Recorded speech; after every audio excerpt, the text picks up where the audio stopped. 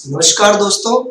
आज मैं सी आशीष गुप्ता आपका दोस्त आपके सामने मैं ये चीज डिस्कस करने आया हूँ कि जो मल्टीपल चॉइस क्वेश्चंस नाम का जो एक क्वेश्चंस आपके पास आते हैं, अगर हम कोर्स बात करें सीपीटी की सीए में, और भले ही आप कोई भी आप एमसीक्यू अगर आप दे रहे हो, फॉर एग्जांपल आप फाउंडेशन दे रहे हो सीएस का, सीएमए का, या कोई भी अगर आप मल्टीपल चॉइस क्वेश्चंस कर रहे हो, तो मैं बेसिकली आज आपसे बात करने आया हूँ कि ये मल्टीपल चॉइस क्वेश्चन एमसीक्यूज इनको सॉल्व करना कैसे। अगर देखें यार, तो मैं आज ये अलग बात कर क्यों रहा हूँ जी, एमसीक्यू में क्या परेशानी है जी, हमें क्यों बता रहे हो कि आप एमसीक्यू कैसे करें। मैं इसलिए बता रहा हूँ क्योंकि क्या है, एमसीक्यू करना, मल्टीपल चॉइस क्वेश्चन, याद करो अमिताभ बच्चन जी के कौन बने करोड़पति वाला गेम, उसमें लोग घूमते हैं या नहीं घूमते। क्यों? देखिए हमारा क्या है, हमारी इंसानी प्रवृत्ति है कि हमसे कोई सवाल सीधा सीधा अगर पूछा जाए कि इसके बारे में बता दो, तो हमें कई बार वो दिमाग में आ जाता है। लेकिन जब हमको 4 ऑप्शंस दे दिए जाए, तो जिस बंदे को आता है कभी कभार वो भी घूम जाता है यार कि ये भी हो सकता है, ये भी हो सकता है, वो भी। मतलब सिंपल भाषा में, देसी भाषा में बात करूं कि यार एक तो वैसे यार हमें नहीं आता, ऊपर से यार तुमने परेशान करने के लिए हमें 4 ऑप्शंस और उसमें डाल दिए कि बताओ जी इनमें से कौन सा होगा। तो मल्टीपल चॉइस क्वेश्चंस में आपसे डिस्कस करने आया हूं कि इनको हमें कैसे अप्रोच करना चाहिए। ये जानकारी आपके जितने भी एमसीक्यू नेचर के, एंट्रेंस में ज्यादातर एमसीक्यू आता है, आप अगर कोई सरकारी नौकरी के पेपर दे रहे हैं, पीएसयूज के दे रहे हैं, डिफेंस के दे रहे हैं, तो उन सब में आपके जो एग्जाम्स होते हैं वो जनरली मल्टीपल चॉइस क्वेश्चंस होते हैं, जिनको हम ऑब्जेक्टिव टाइप क्वेश्चंस भी कह सकते हैं। 2 टाइप के पेपर होते हैं, एक तो सब्जेक्टिव होते हैं और एक ऑब्जेक्टिव होते हैं। ऑब्जेक्टिव टाइप के क्वेश्चंस का मतलब है जिसमें आपको 4 ऑप्शंस परेशान करने के लिए, सताने के लिए दे देते हैं और पूछते हैं कि जी बताओ इनमें से क्या ठीक होगा। देखो, और एक बात ये भी होती है ज्यादातर पेपर्स में, एमसीक्यूज में होता क्या है कि अगर आप जी ठीक आंसर दोगे तो बहुत ही बल्ले बल्ले 1 नंबर आपको मिल जाएगा। लेकिन परेशानी ये है कि अगर आप गलत आंसर दे देते हो, अगर आप गलत आंसर दे देते हो, तो यार एक नेगेटिव मार्किंग नाम का कीड़ा है, वो हम पे छोड़ देते हैं ये लोग। नेगेटिव मार्किंग की बात करूं, जैसे फॉर एग्जांपल मैं चार्टर्ड अकाउंटेंट हूं, तो अपनी सीपीटी की बात करूं, सो नेगेटिव मार्किंग में 1/4 मार्क, 1/4 मार्क का मतलब है 0.25। हर आंसर अगर तुमने गलत कर दिया तो वो तुम्हारे 0.25 नंबर काट लेंगे। और जनरली एमसीक्यू सॉल्व क्लियर ना होने की वजह, सही क्वेश्चन से ज्यादा वजह ये होती है कि हमने क्वेश्चन गलत कर दिए, क्योंकि हमारे जो नंबर बने वो भी कहीं ना कहीं नेगेटिव मार्किंग के चक्कर में कट गए। तो ये एमसीक्यू मैं आपको आज बताने वाला हूँ कि इस तरीके, इसको हमें कैसे डील करना चाहिए। एमसीक्यू में एक बच्चे में चालाकी भी होनी चाहिए, फोकस भी होना चाहिए, बेसिक नॉलेज भी होनी चाहिए, क्वेश्चन को ढंग से पढ़ना भी है, कंपेयर करने की भी कला होनी चाहिए, और इन सब के बाद वो एमसीक्यू ढंग से कर सकता है। चलिए आगे बात करें अगर, तो मैं आपसे कुछ टेक्निक्स डिस्कस कर रहा हूं कि आपको क्या यूज करनी चाहिए while attempting your MCQ type paper. सबसे पहली बात जो यहाँ कही गई है वो तो ये कही है कि रीड द क्वेश्चन केयरफुली। पहली बात, क्वेश्चंस को बहुत केयरफुली रीड कर लो। ये बात मैं क्यों कह रहा हूँ भाई, इसी में मेरी बातें छुपी है कि आपका फोकस, आपकी कंसंट्रेशन जो होनी चाहिए वो अव्वल दर्जे की होनी चाहिए। क्वेश्चन में लिखा हर वर्ड वो आपको परेशान कर सकता है। मैं कुछ डिस्कस करूंगा, जैसे कि कई बार कुछ क्वेश्चंस में ऐसे परेशान करने वाले वर्ड डाल देते हैं, एक्सेप्ट या फिर नॉट, बीच में नॉट लिखा, मैंने नॉट नहीं पढ़ा। Which one of this not the characteristic of this topic, इनमें से कौन सा अकाउंट्स का कैरेक्टरिस्टिक नहीं है। हमने नहीं वर्ड नहीं पढ़ा और मैंने बता दिया कौन सा कैरेक्टरिस्टिक है। These all are the characteristics of accounts except, ये लिख दिया, मतलब ये सारे अकाउंट्स की कैरेक्टरिस्टिक्स लिखी है सिवाय, यानी you have to find out the odd one out. और एमसीक्यू का, ज्यादातर एमसीक्यू का नेचर ये होता है कि we have to select the odd one, यानी बाकी सबका, तीनों का एक ही नेचर लिखा होगा, एक चीज अलग लिखी होगी, उस पर आपने ध्यान देना है। तो क्वेश्चंस आपने बहुत ढंग से पढ़ना है। दूसरी चीज, क्वेश्चन ढंग से पढ़ना है, क्वेश्चन की ड्राफ्टिंग को ढंग से देखना है। फॉर एग्जाम्पल उसने एक लिख के छोड़ दिया कि the characteristics of accounts will be, तो बेसिकली विल बी को उसने छोड़ दिया, तो जो आगे ऑप्शंस आपको दे रखे हैं वो आपके सेंटेंस को कंप्लीट कर रहे हैं। तो मैं एक बात मानता हूं कि अगर आपका इंग्लिश मीडियम में आप पेपर दे रहे हैं, तो ज्यादातर बच्चे आजकल इंग्लिश मीडियम में दे रहे हैं, अगर आपको नॉर्मल इंग्लिश से हिंदी कन्वर्ट करना भी आपको आता है तो आप काफी अच्छा एमसीक्यू अटेम्प्ट कर सकते हो। दूसरी चीज, आपको ऑप्शंस में कंपेयर करना आना चाहिए।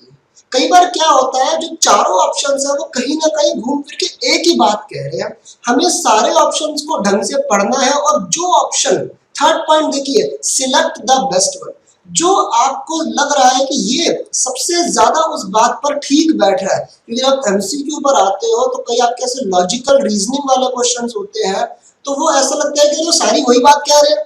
तो आपको सबसे बेस्ट वन सिलेक्ट करना है जो आपको लग रहा है, विच इज ऑप्टिमम। ऑप्टिमम का मतलब होता है विच इज बेस्ट।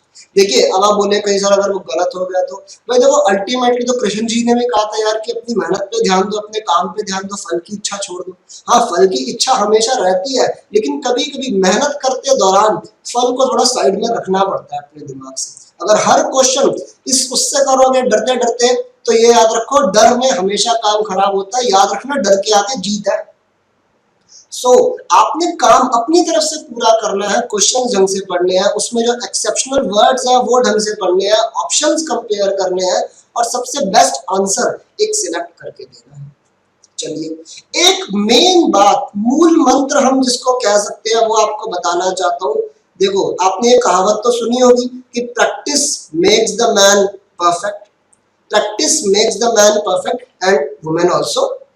तो एंडलेस प्रैक्टिस, जितना काम कर सकते हो, जितनी प्रैक्टिस मटेरियल्स है आपके पास। अगर हम सीपीटी की बात करें तो आपके पास मॉडल टेस्ट पेपर्स है, आपके पास इंस्टीट्यूट का मॉड्यूल है, आपके पास कई सारी प्राइवेट पब्लिकेशंस है, आपके पास क्विजेज है, बहुत कुछ है आज की तारीख में।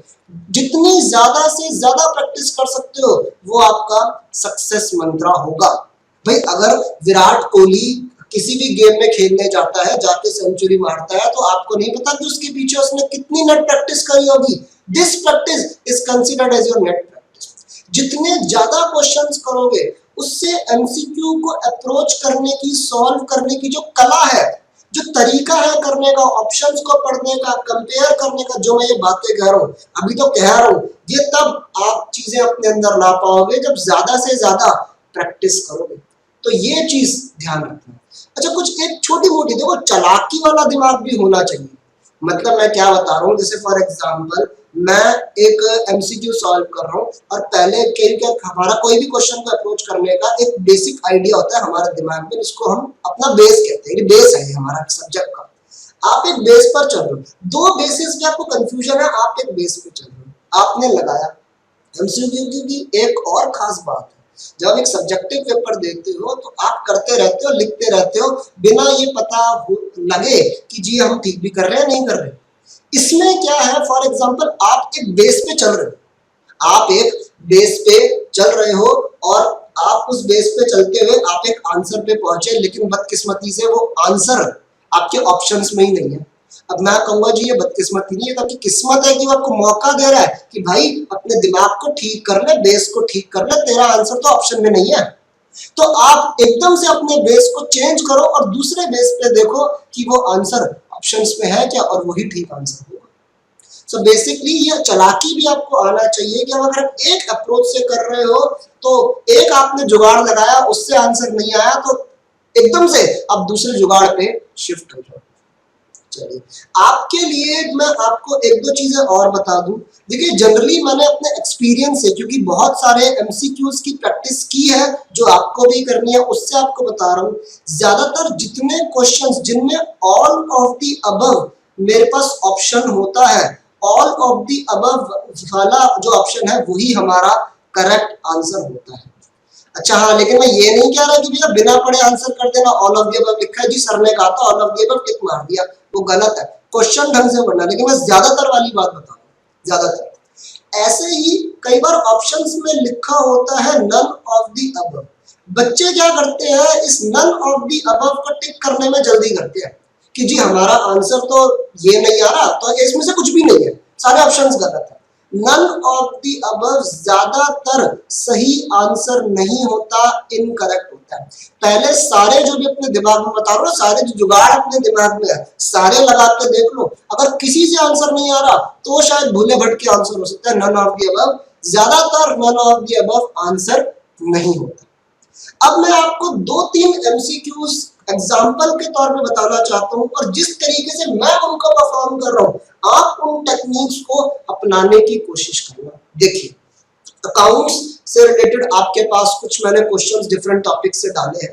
जैसे कि पहला क्वेश्चन है, RPC limited follows the written down value method of depreciating machinery year after year by applying the principle of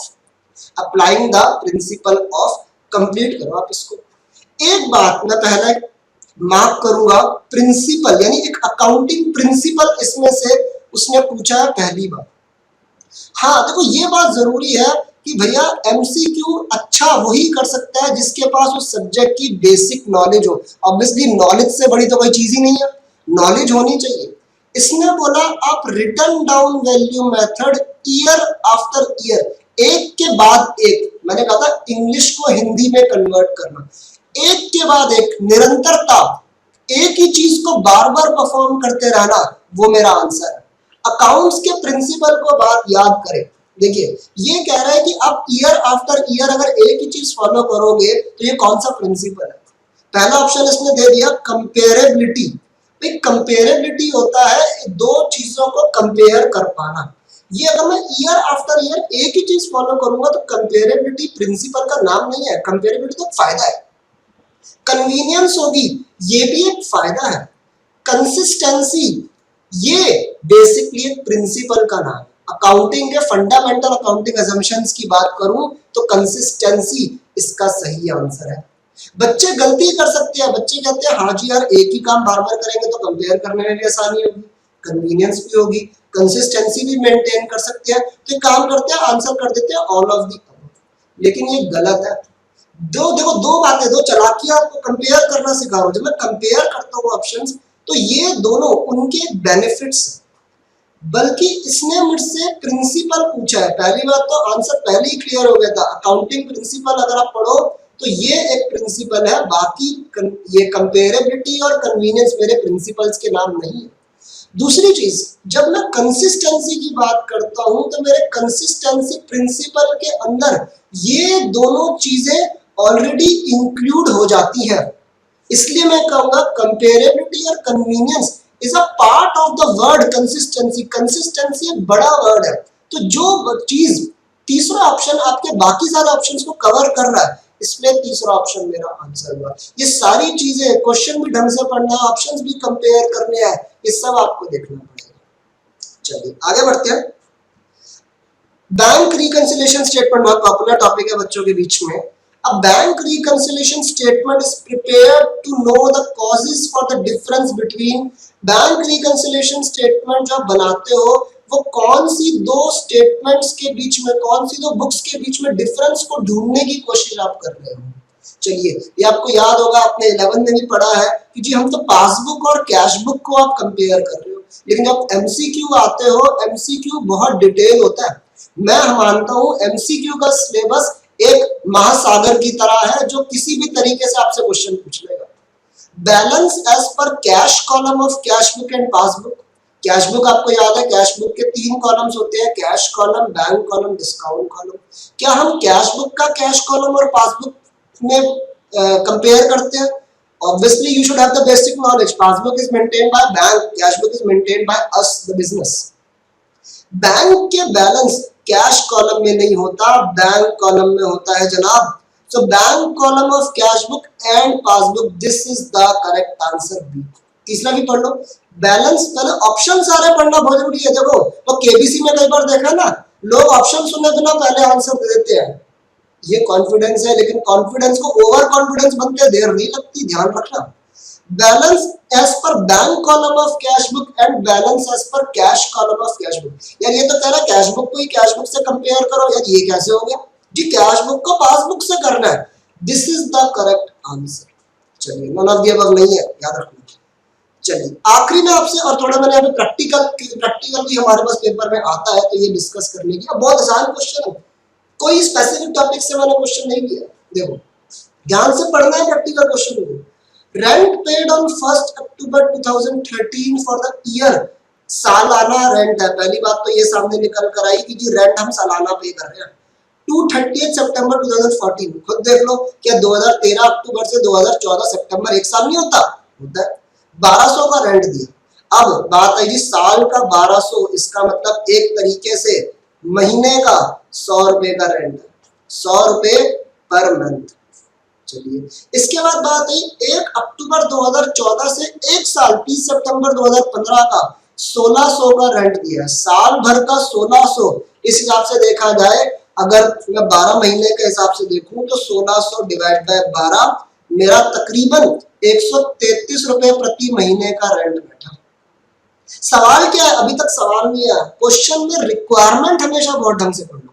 rent payable as shown in P&L account for the year ended 31 March 2014, 31 December 2014, date पे भी ध्यान देना।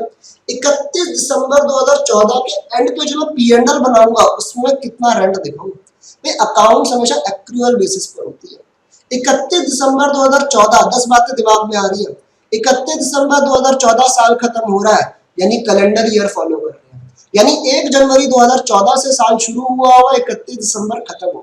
Accrual basis पे accounting करनी है, यानी जनवरी to दिसंबर के बीच का रेंट कितना बनता है वो बताना है, पे जब भी किया हो। यही होता है एक्रूअल, हमारी फंडामेंटल अकाउंटिंग असम्पशन है।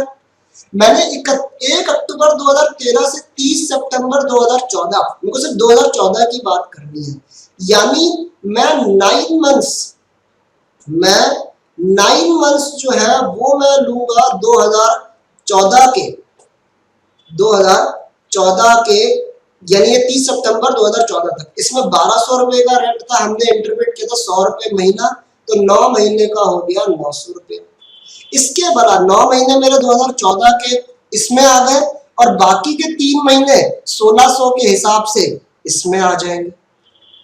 चलिए इस दौरान मैंने जो रेंट दिया वो 1600 साल का दिया, और मैंने अभी ये इंटरप्रेट किया था कि मेरा जो पर महीने का रेंट आया वो 133.333 पर मंथ दिया है।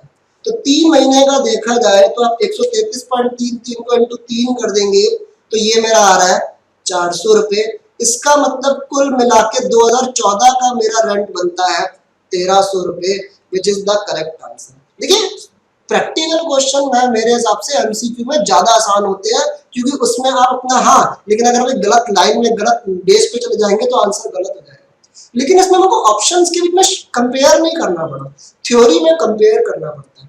थ्योरेटिकल लॉजिकल रीजनिंग वाले क्वेश्चन एमसीक्यू में ज्यादा घातक साबित हो जाते हैं आपके, लेकिन आपको डरने की जरूरत नहीं है। जैसे कि बोला डर के आगे जीत है, तो आप बेसिकली अल्टीमेट मूल मंत्र ज्यादा से ज्यादा प्रैक्टिस। जब प्रैक्टिस करोगे तो जितनी भी कलाएं हैं जो मैंने आपको बताई है, ऑप्शंस में कंपेयर करना और क्वेश्चन ढंग से पढ़ना, एक्सेप्ट और नॉट जैसे वर्ड को देखना, ऑल ऑफ दी अबव है या क्या है, ऑप्शंस के बीच में जो दिक्कतें आ रही है इनको सॉल्व करना, ये अपने आप आपको आ जाएगा।